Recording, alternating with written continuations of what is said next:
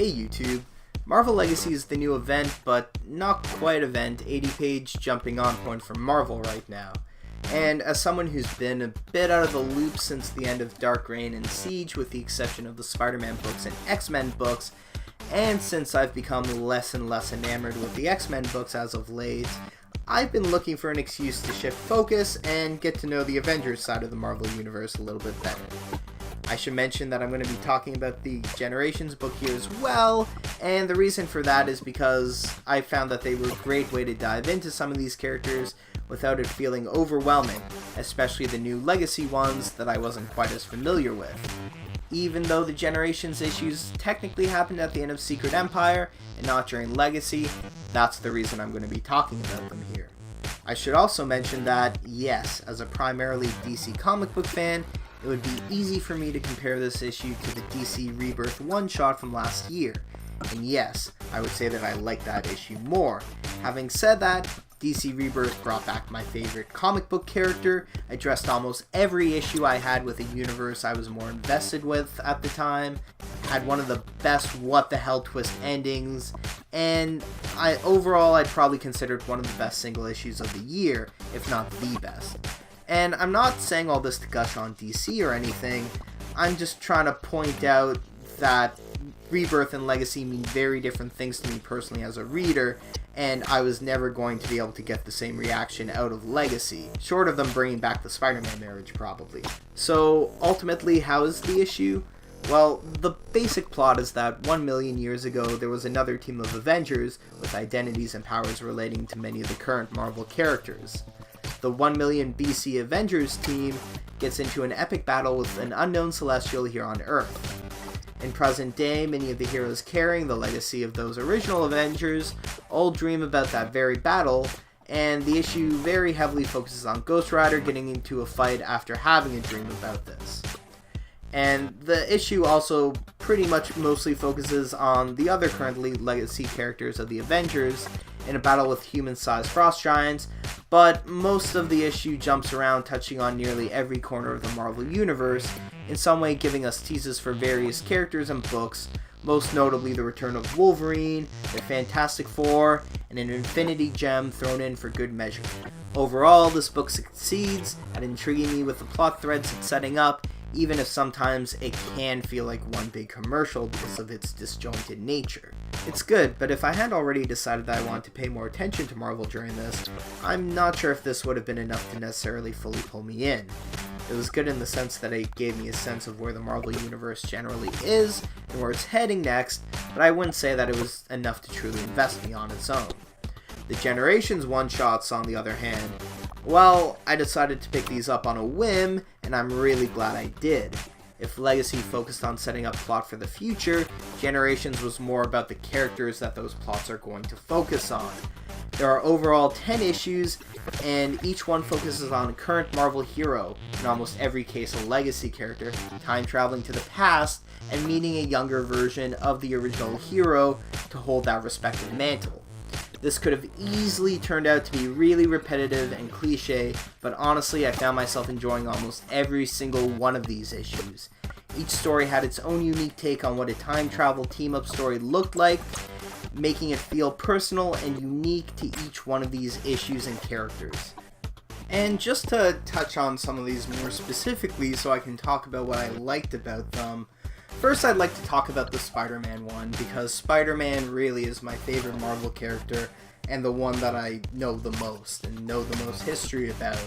And to see Miles Morales thrown into 1960s Peter Parker's college life was extremely awesome.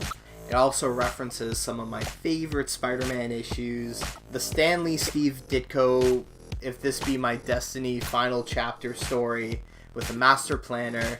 It's amazing. I really love this issue. I know that Bendis gets a lot of flack for sometimes the way he writes characters very quippy and a lot of the dialogue back and forth, the whole Bendis speak thing, but this issue really goes to show that when Bendis is writing some of those quieter, more emotional, intimate moments, he really shines. Some of the other ones that really surprised me was the Phoenix one. Historically, I'm not the biggest Jean Grey fan.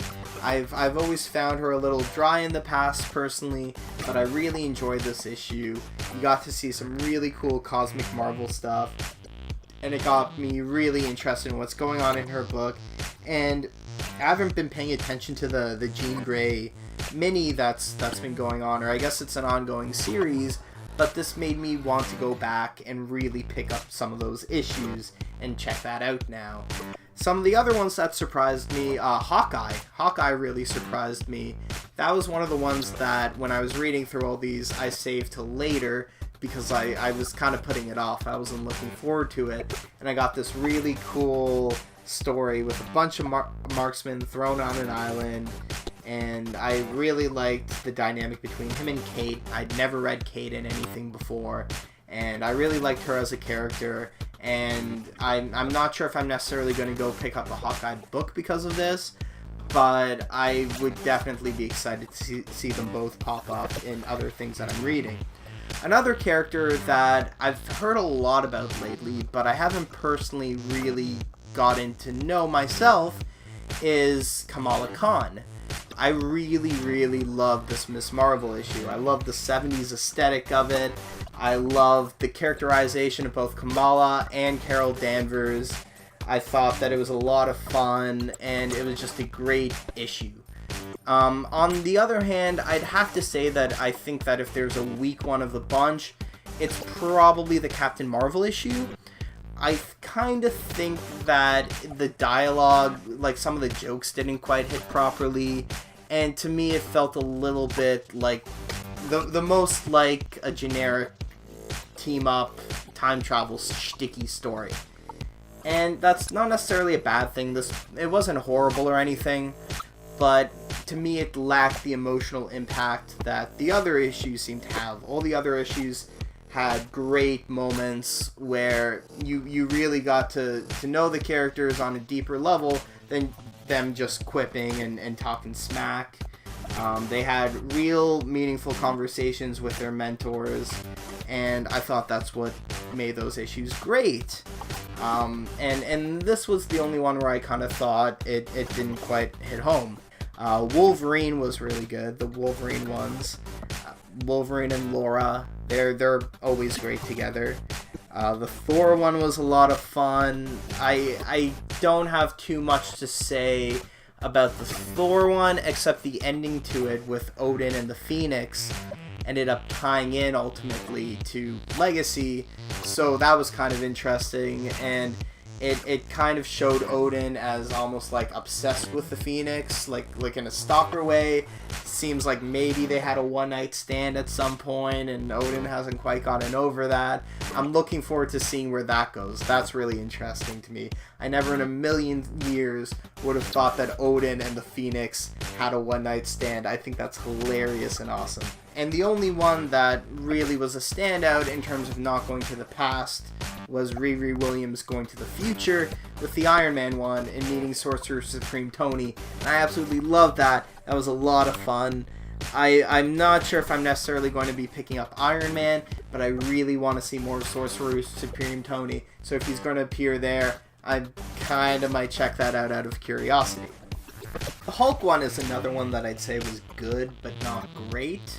But it was a lot of fun, and ultimately I really liked the conversation and characterization of Bruce Banner and Amadeus Cho.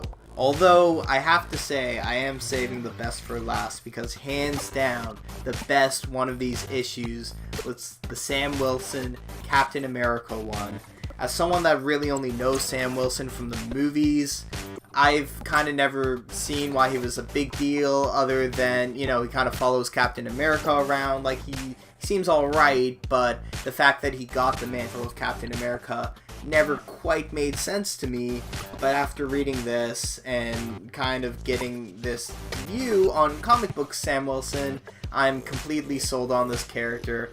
I loved it. I thought this was an amazing moving issue. And also, if you're a little confused about the time travel going on in all these issues, this is where that's going to be explained. So please, if you're going to check out any one of these, definitely make it this one.